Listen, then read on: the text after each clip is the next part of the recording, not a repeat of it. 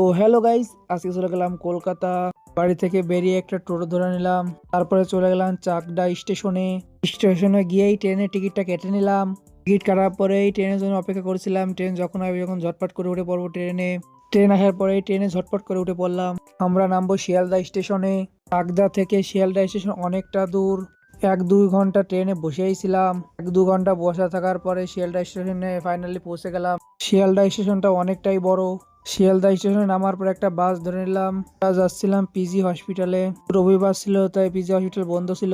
4টে কচুরি ও একটা ডিম নিয়ে 40 টাকা। কচুরি খাওয়ার পরে রাস্তার দিকে তাকিয়ে দেখলাম BMW M5। যেহেতু আমরা কলকাতায় এসেছিলাম, কলকাতায় BMW থাকার একটা সাধারণই ব্যাপার, তাই কেনার তো ক্ষমতা নাই, তাই দেখতেই থাকলাম। BMW দেখতে খুবই সুন্দর। তারপরে আবার আমরা শিয়ালদা স্টেশনে চলে আসলাম। শিয়ালদা স্টেশনে আবার ট্রেনে উঠে বাড়ির উদ্দেশ্যে রওনা দিলাম। তো বন্ধুরা, নতুন ভিডিও করছি, প্লিজ সাবস্ক্রাইব করে পাশে থাকবেন।